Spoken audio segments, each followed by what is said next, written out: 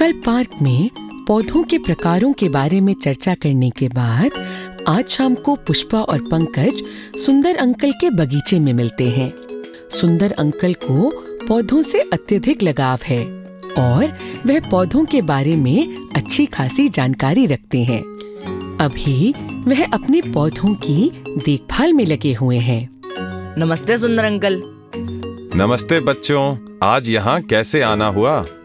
Uncle, हमारे विज्ञान की पुस्तक में पौधों पर एक अध्याय है। क्या हम उसके बारे में आपके बगीचे में चर्चा कर सकते हैं? हाँ बच्चों, क्यों नहीं। मेरी सहायता की जरूरत हो तो बताना। शुक्रिया अंकल। पंकज, कल हमने पौधों के प्रकारों पर चर्चा की थी। अब उनके भागों पर चर्चा करते हैं। ये तो बहुत आसान है पुष्पा। पौधों के मुख्य भाग इनके तने, पत्तियां, जड़ें एवं फूल होते हैं। बिल्कुल ठीक। याद है, पौधों के प्रकारों की चर्चा करते समय हमने देखा था कि पौधों के हर प्रकार के तने अलग तरह के होते हैं। हाँ, पंकज, तना ही वह भाग है जो पौधों की ऊपरी संरचना को सहारा देता है। तने पानी और मिट्टी में विलीन खनिज पदार्थ पेड़ पौधों की शाखों से होते हुए पत्तियों तक पहुंचाते हैं और पत्तियों में प्रकाश संश्लेषण से बना भोजन पौधे के विभिन्न भागों तक पहुंचता है। पत्तियों द्वारा भोजन बनाना शायद पौधे का सबसे महत्वपूर्ण कार्य है। तुम तो भोजन का ख्याल आते ही खुश हो जाते हो। अच्छा, वैसे पत्तियां एक और महत्वपूर्ण कार्य करती हैं, जिसे वाष्पोत्सर्जन कहते हैं। इसका मतलब है कि पौधे में जो अतिरिक्त जल होता है, पत्तियों की फलक या सतह से भाप बनकर उड़ जाता है। अगर मैं सही हूँ तो फलक पत्ती के चपटे हरे भाग को कहते हैं। बिल्कुल ठीक। देखो, पत्ती के मध्य में जो ये हल्की कठोर रेखा जैसी संरचना है, इसको मध्य शिरा कहते हैं और इसके आसपास ये अन्य शिराएं हैं। शिराओं द्वारा बनाई गई इस जाली जैसी संरचना को शिरा विन्यास यानी रेटिकुलर वेन कहते हैं। अरे, हमारे घर में पानी का संचालन भी तो ऐसे ही होता है। पानी की टंकी से जो पाइप निकलता है वो सबसे चौड़ा होता है, जो फिर अन्य छोटे पाइपों में बांटता हुआ बाथरूम, किचन और बेसिन आदि में आता है। पेड़ पौधे भी ऐसे ही खाना पानी पत्तों तक पहुंचाते हैं।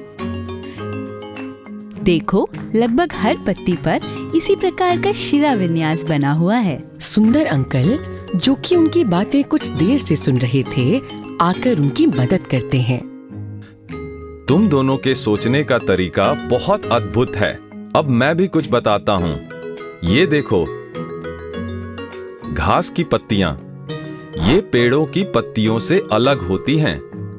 ये पतली लेकिन लंबी पत्तियां हैं और इनका शिरा विन्यास समांतर है। अरे, ये बात तो हमने सोची ही नहीं थी अंकल। क्या आप इनके बारे में कुछ और रोचक बात जानते हैं? रुको एक मिनट। सुंदर अंकल ध्यान से एक घास के पौधे को जड़ समेत उखाड़ लेते हैं।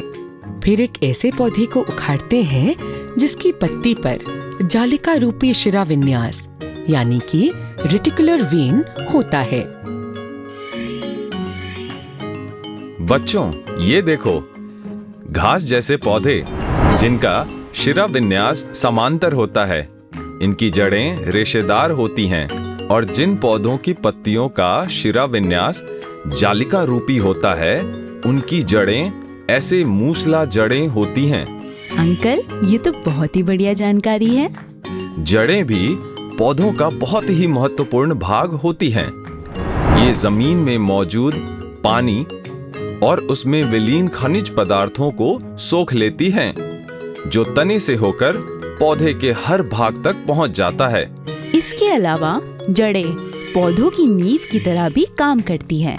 ये पौधे को मिट्टी में जकड़ कर रखती हैं। बिल्कुल सही। हमने सारी जरूरी भागों की बातें कर ली, सिवाय पुष्पों के। पुष्पा, तुम्हारे तो नाम का ही मतलब फूलों जैसी होता है ना। तुम फूलों के बारे में क्या क्या जानती हो? हाँ, यही मतलब है मेरे नाम का। इसलिए मुझे हमेशा से ही फूल बहुत पसंद है। ये कितने सारे चटक रंगों में खिलते हैं और खूबसूरत होते हैं। इनकी खुशबू भी कितनी प्यारी होती है। हाँ, क्योंकि इनकी खुशबू और रंगों से मधुमक्खियों और तितलियों जैसे कीट इनकी तरफ आकर्षित होते हैं, जो फूलों के रस का सेवन करते हैं। मधुमक्खियाँ तो फूलों के रस से शहद भी बनाती हैं। हाँ, शहद कितना स्वादिष्ट होता है। वैसे अब तो मुझे भी भूख लग गई।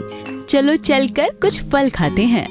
हाँ, मेरे पेट में तो कब से चूहे दौड़ रहे हैं। शाबाश बच्चों, अब तुम दोनों ने पौधों पर इतने अच्छे से चर्चा की है तो फलों का सेवन तो बनता है।